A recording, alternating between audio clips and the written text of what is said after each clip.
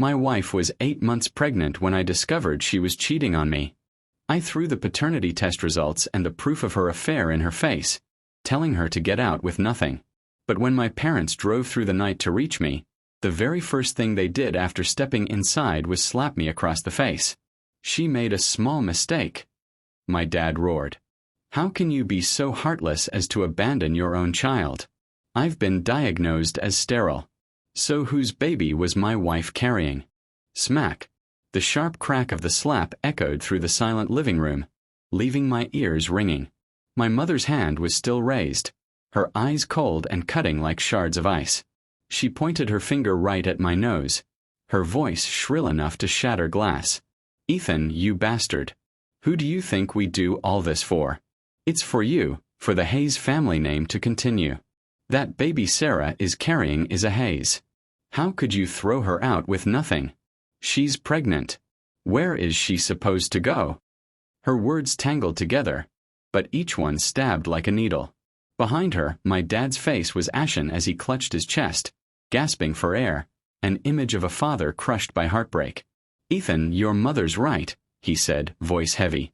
We didn't think this through completely, but our intentions were good. The doctors gave you the diagnosis 5 years ago. You can't have children. We couldn't let the Hayes family line end with you.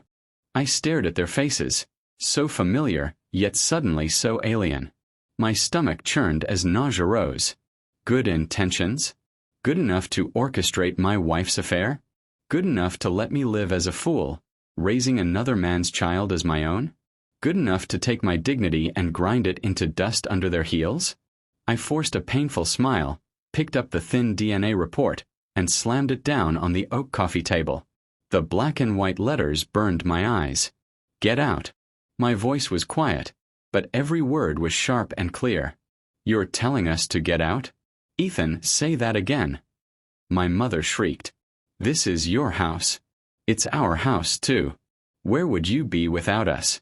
Now that you're successful, you think you can just kick us to the curb. She lunged for the report, but I sidestepped her. She stumbled and crashed into the sofa arm with a grunt. My dad rushed over, standing between us. That's enough. Stop this, he yelled at her, then turned to me, softening his tone. Ethan, I'm begging you. Sarah is a woman, and pregnancy isn't easy. Just pretend you don't know anything. Once the baby is born and has your last name, we can still be a family. A family? I repeated, staring at them in disbelief. If you ever considered me family, did you even bother asking how I felt about her carrying another man's child? I screamed, jabbing a finger in my father's face. He was speechless, lips trembling, unable to form a word. He just stood there, blocking the doorway, his large frame refusing to let me leave. The air thickened with tension. My mother, Karen, scrambled up from the sofa, hair a mess, eyes burning with venom. Ethan, who do you think we did this for? It was for you, for the Hayes family. You can't have kids. We can't just let the family name die out. And who do you think you are? If we hadn't arranged everything, you'd be a lonely, childless man that nobody wanted. Her words struck like a key turning inside a lock, releasing a flood of memories I had tried to bury. Every little detail floated back. Clear, sharp. Growing up, they always claimed I was delicate, forbidding me from sports or camping trips with my classmates. While other boys sweated on the basketball court, living their youth, I watched from my window in envy. They filled my schedule with tutoring sessions, piano lessons, art classes, things that were for my own good, isolating me from making real friends. I used to believe it was love, protection. Only now did I see it clearly. It wasn't protection at all. It was a cage. An airtight, suffocating cage, built around me since I could remember. A puppet, raised to be weak and obedient, without a mind of his own or friends to rely on. That was the only way they could control me. The only way I would ever accept the life they arranged, including a child that wasn't mine. At that moment Sarah appeared, her 8-month belly leading the way as she stumbled inside, tears streaming down her smeared makeup. She dropped to her knees with a dull thud that shook the floor. Ethan, I know I was wrong. I really know I was wrong.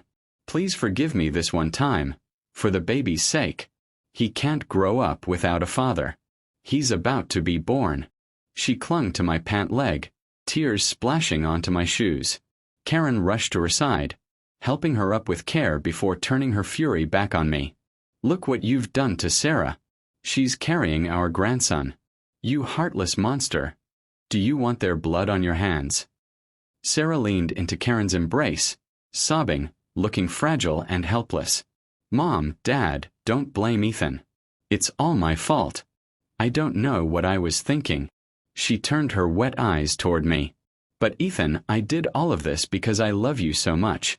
I wanted to give you a child to make our family whole. I didn't want people whispering behind your back that you couldn't have kids. Every word cut deep. So, you just went out and found a donor? My voice was heavy, breaking. You'd rather I live a lie as long as the family name survives? Sarah gave a bitter, mocking laugh. You can't have children. What was I supposed to do? What was I supposed to do? I looked at the three of them, standing there like a perfectly rehearsed troupe of actors, and my stomach turned with disgust. If you're done with the performance, get out. I tried to walk past them toward the door, toward anywhere I could breathe, but David blocked me again, his eyes bloodshot, his voice thunderous with finality. If you walk out that door today, don't you dare call me your father ever again. Karen lunged toward the console table, grabbed my phone, and raised it high, ready to smash it against the tile floor. Go on, leave. I'll smash the one thing that connects you to those deadbeat friends of yours. Let's see you leave then. I moved fast, snatching the phone from her grip just before it hit the ground. I shoved her away, too hard. I hadn't meant to use so much strength. She lost her balance and fell, hitting the floor with a heavy thud. For a moment, silence reigned. Then she began to wail and thrash, her cries filling the room like a storm. A child. Oh God, is there no justice? My own son hit me. The son I worked so hard to raise is trying to kill me. What did I do to deserve this? Raising such an ungrateful bastard. I don't want to live anymore. A surge of rage washed over David. He jabbed his finger at my nose, sputtering. Yeah, you ungrateful son. I didn't give them another glance. I yanked the door open and walked out without looking back. Behind me, I could hear Karen's hysterical screams, David's furious curses, and Sarah's piercing cries of, Ethan, don't go. The elevator doors slid shut, sealing all the noise away. Finally, the world was quiet. Leaning against the cold metal wall, I realized my entire body was shaking. My phone buzzed. A text from Karen. Ethan, if you dare abandon us, I'll go to your office. I'll picket the building and tell everyone what kind of animal you are, abandoning your own flesh and blood. Another came through instantly, this one from David. You're a disgrace. Everyone back home will point fingers at you. You'll never be able to hold your head high again. Your grandparents are turning in their graves. I blocked both numbers without a flicker of emotion. The silence lasted less than 3 seconds before an unknown number called. Annoyed, I answered. My aunt's sharp voice, like nails on a chalkboard, screeched through the receiver. Ethan, are you out of your mind? Your parents just called me. Said you're kicking them out, leaving your wife and child. Are you even human? Did all that education go to waste? Of course, they had already lined up reinforcements. My phone didn't stop ringing the entire night. Aunts, cousins, distant relatives I barely knew. Even the son of one of David's poker buddies. They all took turns calling to lecture me. Their script was identical. Ungrateful, heartless, irresponsible. A man has to be the bigger person, they said. Go back. Apologize. Make peace with your parents and your wife. In this twisted drama, somehow, I was the only unforgivable villain. At last, I shut the phone off. I lay awake in a hotel bed all night, staring at the ceiling until I'd memorized every crack and ripple in the plaster. At dawn, I caught my reflection in the mirror. Bloodshot eyes, haggard, hollow. Finally, I made a call. The line picked up on the first ring. Chloe's voice. Clear, crisp. Hello. Chloe. My own voice startled me, shockingly raw. The rest of the words jammed in my throat like a fishbone. How could I even begin to explain this?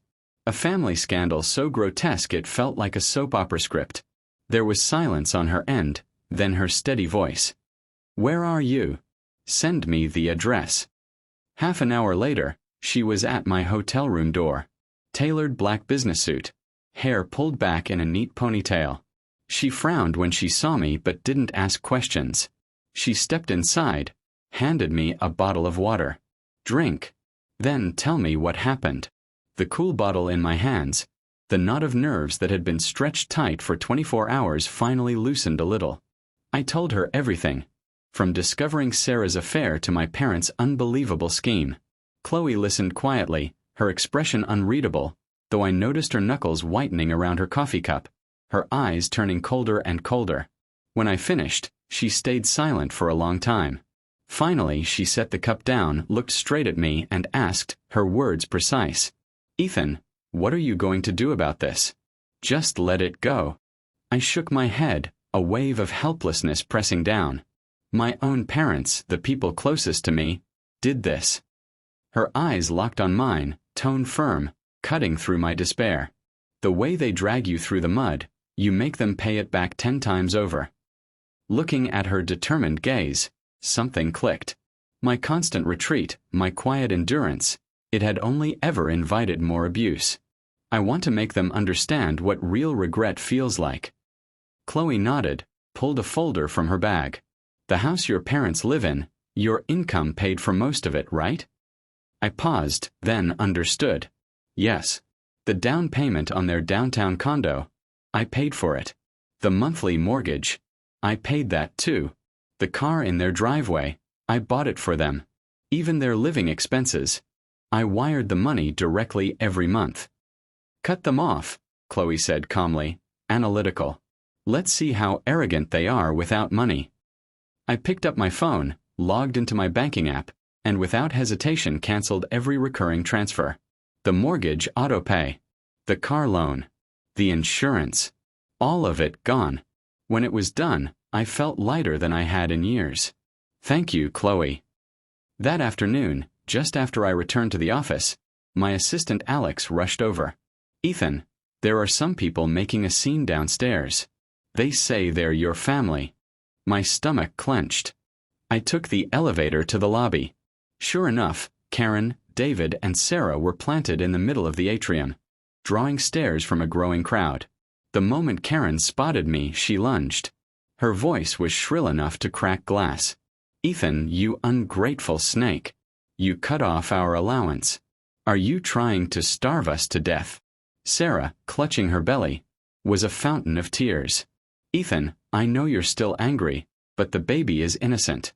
You can't punish the baby just because you hate me." Colleagues whispered nearby, some even recording with their phones. David stood grim-faced, the only one aware that a public scene would only dig us deeper. "Get out," I said. My voice wasn't loud, but clear enough for everyone. Karen's face twisted. "Get out?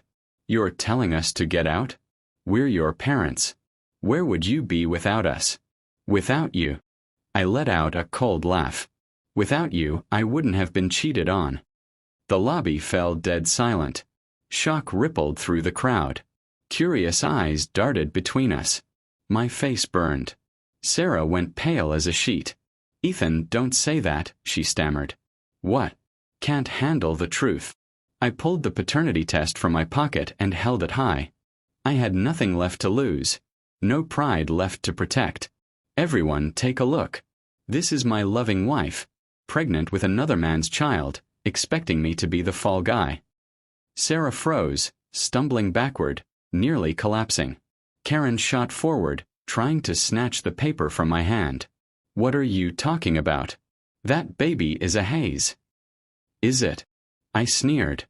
"Then explain why the DNA test shows this child and I have no biological connection whatsoever." Gasps spread through the crowd. Murmurs swirled. "No way. This is insane. Mr. Hayes is young, handsome, successful. Is this woman blind? Why would she cheat on a guy like that? Seriously, what was she thinking?" The whispers stabbed into Sarah. She couldn't take it. She covered her face and bolted from the building, sobbing. David stood silently for a long moment before speaking. "Ethan, there are too many people here. Let's go home and talk." "Home?" I looked at him with nothing but scorn. "You've been playing me for years, and now you want to go home and continue the act?" I waved over a security guard. He approached politely, asking them to leave.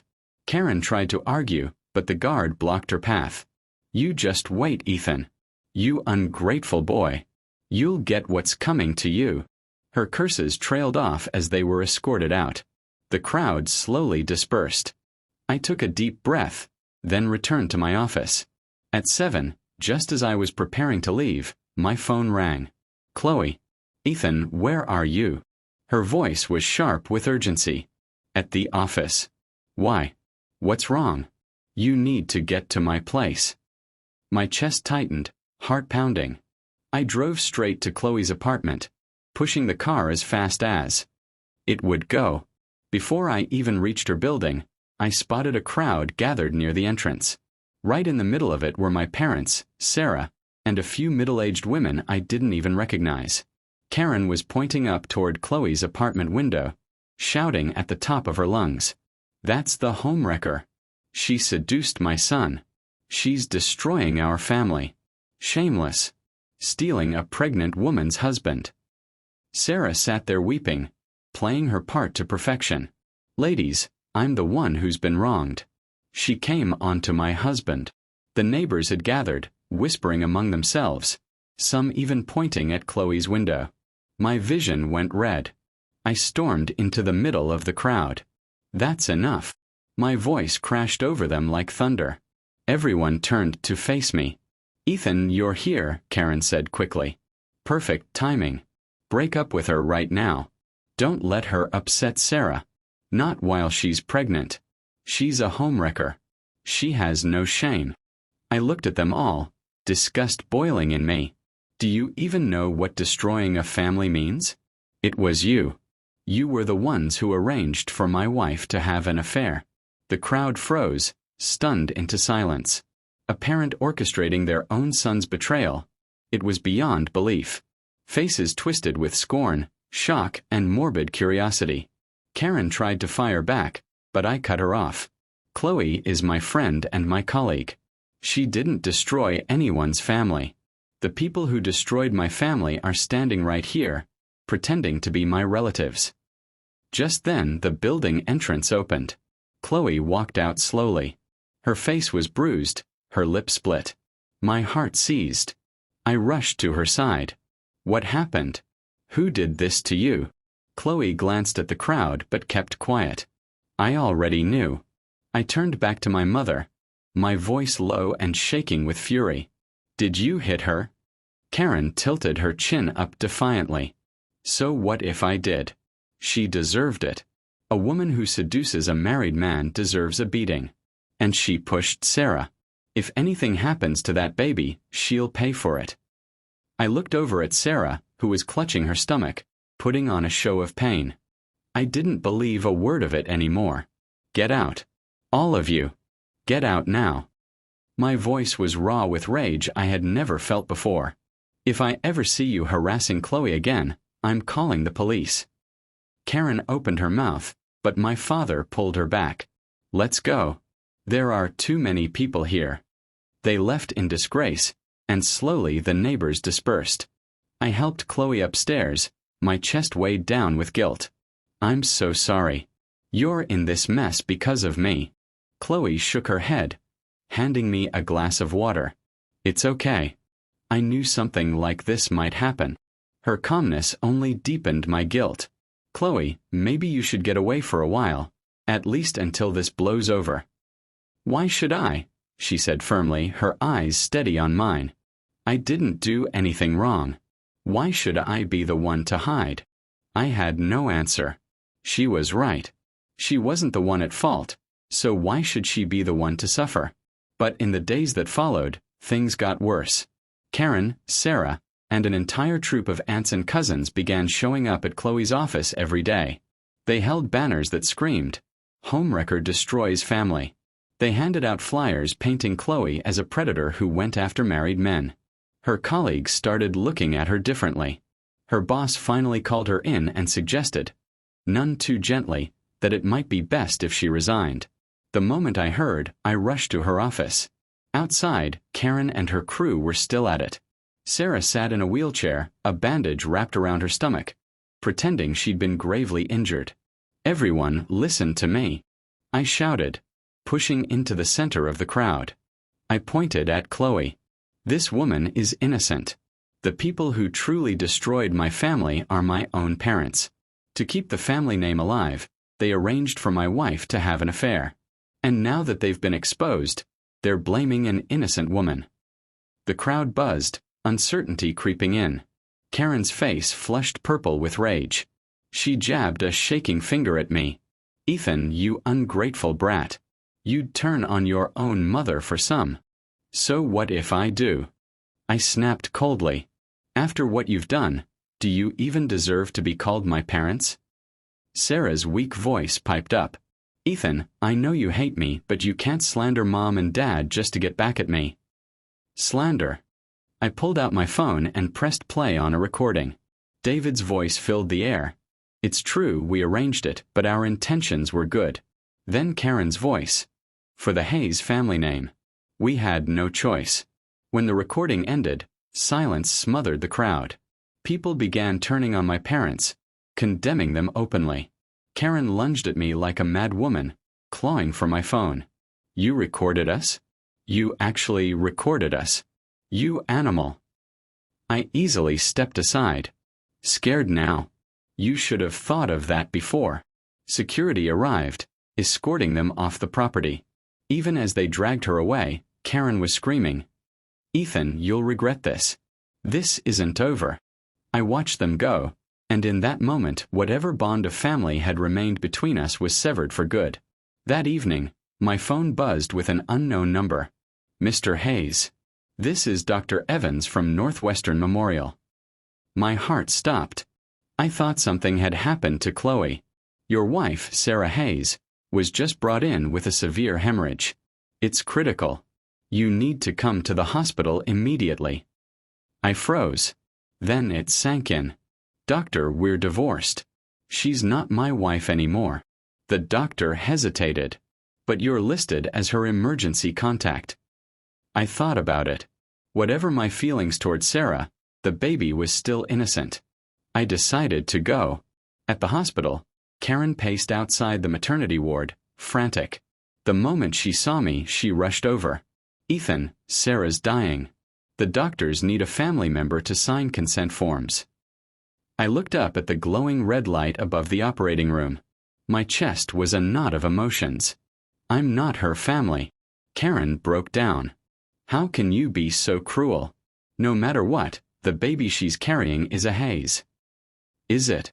I laughed bitterly. Did you already forget the DNA test? The operating room doors swung open. A doctor came out, pulling off his mask. We've stabilized the patient for now, but the baby... His voice dropped. I'm very sorry. We couldn't save the baby. Karen collapsed, fainting on the spot. David caught her, tears running down his face. Our grandchild, the Hayes family's grandchild. I stood watching unmoved. This was the direct consequence of their own schemes. There's something else, the doctor continued. During surgery, we realized the patient wasn't 8 months pregnant. What do you mean? My father asked, stunned. Based on fetal development, she was at most 6 months along. Everything clicked in an instant. I pulled out my phone and scrolled through old messages. 6 months ago, I'd been away on that long business trip. At the time, Sarah had complained she wasn't feeling well, that we couldn't be intimate. She had been lying from the start. She was never 8 months pregnant. It had all been a carefully spun lie. I looked at my unconscious mother, at my shell-shocked father, and bitter irony washed over me. The precious Hayes family bloodline they had schemed so hard to preserve was nothing but a farce. The next day, I sat in my lawyer's office to finalize the divorce. Sarah was still in the hospital, but she'd already agreed through her lawyer. She knew there was no fight left. The agreement was clear. Sarah walked away with nothing. The house, the cars, everything was mine. The savings, the house, the cars, it was all mine. Leaving the law office, I called David. The divorce is final. From this day forward, we're done. There was a long silence on the other end. Then my father's weary voice. Ethan, do you really have to be this cold? We're still family. Family. I sneered. Does family set up their own son to be cheated on? Does family treat their own son like an idiot?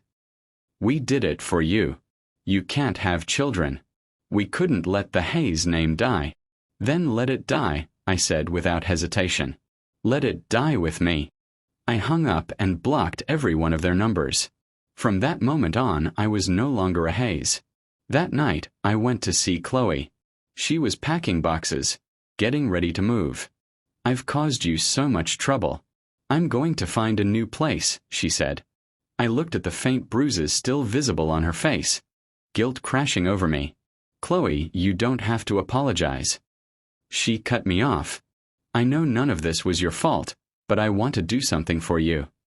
Chloe stopped what she was doing and looked at me. And what is that? I took a deep breath, summoning the courage to finally speak my heart. I want to be with you. Not out of gratitude or guilt, but because I love you. Chloe froze, the shirt in her hands slipping to the floor. Ethan, do you know what you're saying? I do. I stepped closer and gently touched the fading bruise on her cheek.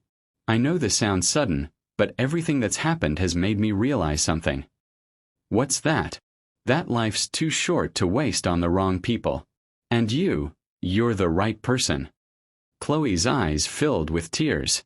But you've just been through so much. Are you sure this isn't just a reaction? I've never been more sure of anything, I said, taking her hands in mine. Chloe, give me a chance. Let me prove it to you. She looked at me in silence for a long moment. Finally, she gave a small nod. Okay. But I have one condition. Anything. We start over. We forget everything that happened before today. I pulled her into a tight embrace, holding her warmth against me. Okay. We start over. 3 months later, Chloe and I had a small wedding. No family. No friends. Just the two of us and a couple of witnesses at City Hall. On the steps outside, we took our first photo together. She wore a simple white dress. Her smile the sweetest thing I had ever seen. I looked at her and thought, she was the most beautiful bride I had ever laid eyes on. Ethan, do you have any regrets? She asked. Regret what? Giving up so much? Cutting ties with your family? I shook my head and kissed her forehead. I only regret one thing. What's that? Not meeting you sooner. Chloe smiled, tears glistening in her eyes. Well, we've met now. Yes, I said softly. We have. I took her hand, and together we walked toward our new life. Behind us were the tangled messes of the past. Ahead of us was a future that belonged only to the two of us. And that was enough. As for the so-called family legacy, let it scatter in the wind. A true legacy isn't carried through blood. It's carried through love. And at last I had found the love I wanted to pass on. End.